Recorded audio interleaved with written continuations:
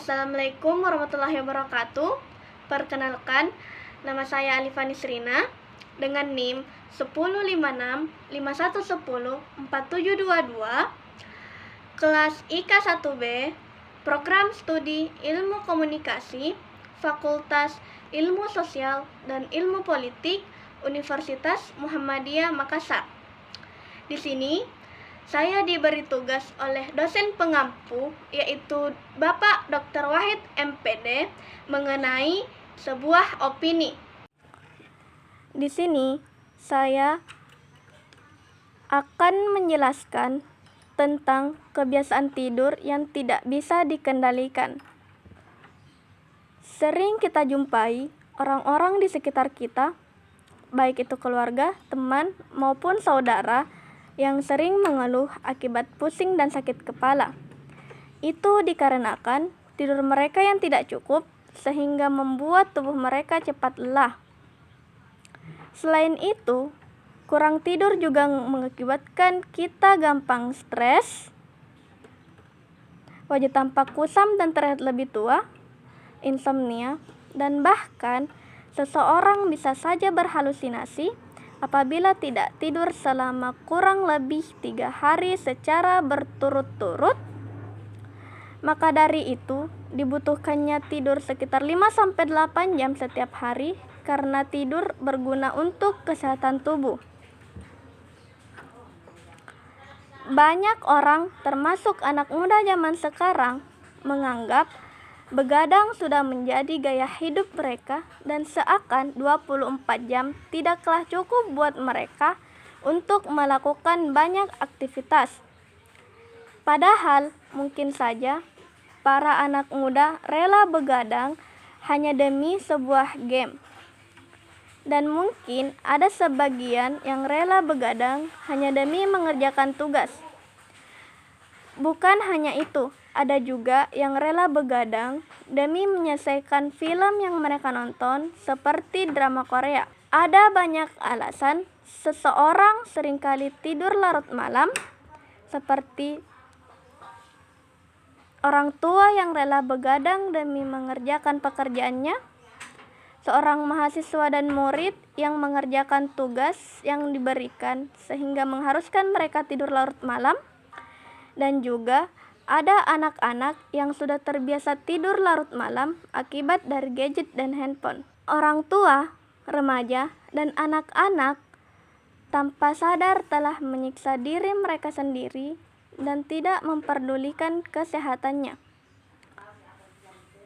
Kadangkala mereka mengeluh dengan sakit yang luar biasa, padahal itu sendiri dari dirinya yang tidak bisa menjaga kesehatannya. Banyak orang yang sudah mengetahui dampak dari begadang, tapi mereka tetap melakukannya. Entah itu karena sebuah pekerjaan dan tugas, bermain sosial media, membaca Wattpad, menonton drakor, bermain game, dan masih banyak lagi. Sebenarnya, kebiasaan tidur larut malam sudah menjadi kebiasaan diri dari mereka dan itu susah untuk dihilangkan. Bahkan, ada yang sampai mengalami penyakit insomnia atau tidak bisa tidur akibat keseringan tidur larut malam atau bahkan tidak tidur berhari-hari. Sebenarnya, begadang tidak hanya memiliki dampak negatif, tetapi juga memiliki dampak positif. Tapi, walaupun demikian, memang kebanyakan begadang memiliki dampak negatif yang sangat berpengaruh bagi tubuh, dan itu bisa menyiksa tubuh kita dan perlahan-lahan dapat merusak kesehatan jika sering dilakukan. Orang yang sering tidur larut malam sebenarnya bisa dikatakan orang yang cerdas, tetapi belum tentu orang yang sering begadang bisa dikatakan semuanya cerdas, karena kecerdasan tidak bisa diukur dari seseorang itu sering tidur larut malam untuk memikirkan hal-hal di luar pikiran mereka. Tidur larut malam bisa mengakibatkan kepala menjadi pusing yang berkepanjangan. Jika lama-kelamaan begadang dijadikan sebagai kebiasaan, maka itu akan merusak kesehatan tubuh dan itu susah untuk diobati. Makanya ada pepatah yang mengatakan lebih baik mencegah daripada mengobati. Oleh karena itu, lebih baik usahakan untuk tidur tepat waktu agar tubuh juga merasa lebih rileks dan lebih enak. Sangat disayangkan bukan ketika penyebab kita meninggal hanya karena tubuh kita yang kelelahan akibat kita yang sering memaksakan untuk tidur larut malam tanpa memikirkan tubuh kita yang juga butuh istirahat. Banyak orang yang menyesal akibat terlalu menyepelekan dampak-dampak yang timbul akibat sering begadang. Jangan sampai kita menyesal karena bahayanya dampak begadang sangat berpengaruh bagi kesehatan. Bahkan, begadang kadangkala bisa membunuh kita sendiri. Kebiasaan begadang bukan hanya berdampak pada kesehatan fisik, tetapi bisa juga berdampak pada kesehatan mental, di mana seseorang yang sering tidur larut malam akan mengakibatkan otaknya menjadi kurang berfungsi dan mengakibatkan kecemasan yang berlebihan. Akibat stres yang berlebihan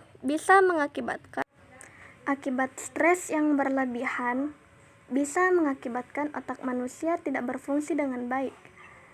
Otak manusia juga membutuhkan istirahat agar pikiran-pikiran bisa diakses dengan mudah oleh otak. Karena apapun yang kita lakukan pertama kali itu berasal dari otak kita. Apabila kita tidak beristirahat dengan baik, maka otak pun juga demikian.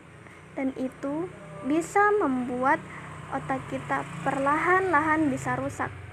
Apalagi ditambah dengan hanya bermain handphone sampai rela tidak tidur. Akibat radiasi pada handphone lah yang perlahan-lahan akan membuat kerusakan pada otak kita dan bisa membuat mata kita menjadi minus.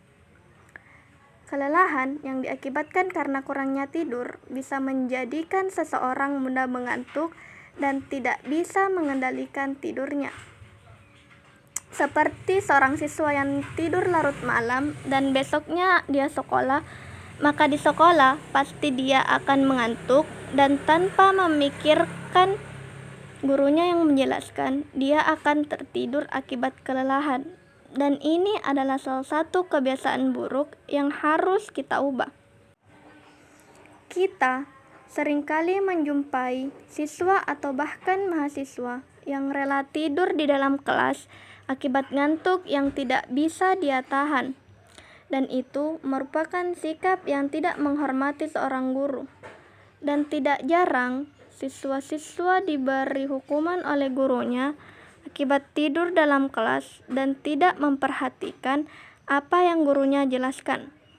Inilah salah satu yang membuat seorang mahasiswa maupun murid mendapat nilai yang jelek ketika ulangan, karena dia tidak memperhatikan gurunya. Maka dari itu, jika tidak ada hal yang mendesak yang mengharuskan tidur larut malam, maka tidak usah begadang dan tidurlah. Apalagi kita rela tidur larut malam hanya karena hal-hal yang tidak ada gunanya dan hanya membuang-buang waktu saja. Sayang-sayangilah apa yang diberikan Allah kepada kita berupa kesehatan. Jangan sampai Allah mencabut kesehatan tersebut dari tubuh kita. Mungkin sekarang kalian baru merasakan efek dari begadang, tapi pasti lama-kelamaan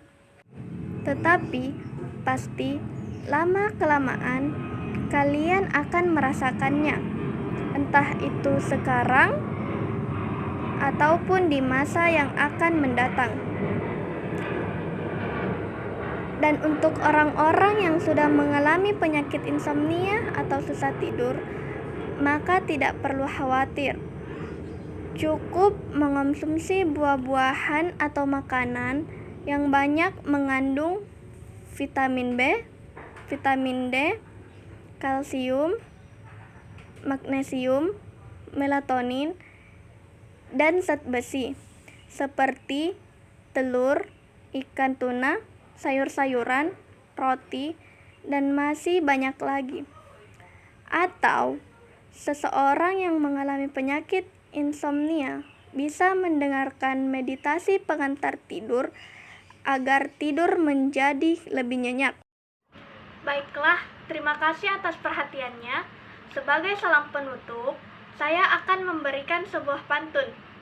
Hidup kesepian tanpa kekasih, cukup sekian dan terima kasih. Wassalamualaikum warahmatullahi wabarakatuh.